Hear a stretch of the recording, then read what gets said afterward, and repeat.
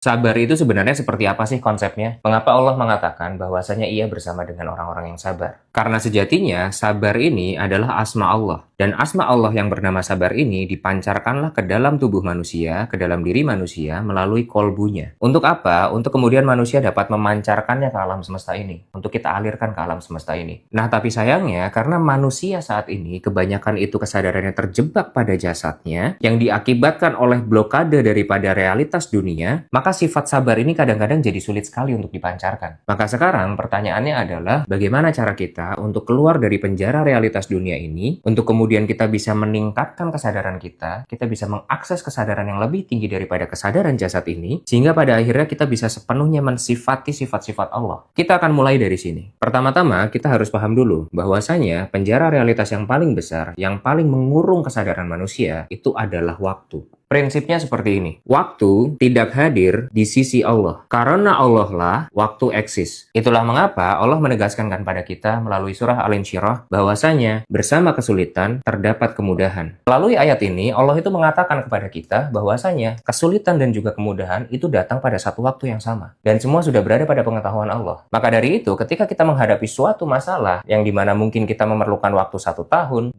tahun, 3 tahun, 4 tahun untuk menyelesaikan masalah tersebut, ketahuilah bahwa di sisi Allah, masalah tersebut sudah selesai. Dan bahkan sudah ada beribu-ribu jalan keluarnya. Karena itulah, sabar, hakikat sejatinya adalah kita membebaskan diri daripada penjara realitas dunia untuk kemudian kita bisa sepenuhnya berada di sisi Allah. Dan dengan berada di sisi Allah sepenuhnya inilah kemudian kita bisa terbebas daripada penjara waktu. Nah sekarang pertanyaan lanjutannya, bagaimana cara kita bisa meningkatkan kesadaran kita? Karena untuk bisa hadir di sisi Allah sepenuhnya, kita tidak bisa menggunakan kesadaran jasad ini. Ada 3 cara yang bisa kita lakukan. Yang pertama adalah tutup gap antara ekspektasi dan juga realita. Leburkan ekspektasi terhadap realita. Jika kita berekspektasi A, lalu Allah menghadirkan realitanya B, leburkan ekspektasi itu. Jangan kita genggam ekspektasi kita. Yang kedua adalah surrender atau menerima. Terima setiap ketetapan-ketetapannya yang terjadi dalam hidup kita. Jangan hidup secara reaktif, karena pasti selalu ada pesan di balik ketetapan tersebut. Dan yang ketiga, ini yang paling penting, koherensi antara hati dan juga otak. Selaraskan hati dan juga otak kita. Karena ini yang biasanya menjadi problem. Bahkan yang lebih parahnya lagi, otaknya tidak bisa mendeteksi siapa yang berbisik di dalam hatinya. Terkadang bisikan setan pun bisa dianggap sebagai sebuah kebenaran. Dan untuk mengkoherensikan hati dan juga otak ini, langkahnya hanya satu, yaitu dengan menjaga sholat kita. Dan ketika kita sudah konsisten menjaga 3 hal ini, disitulah kita akan paham mengapa Allah mengatakan pada kita, jadikanlah sabar dan juga sholat sebagai penolong. Karena sabar berarti hadir di sisi Allah sepenuhnya, present berarti hadir dalam kehidupan, hati dan juga otak yang koheren, dan kombinasi antara keduanya lah yang akan membuka akses terhadap bimbingan hidup kita.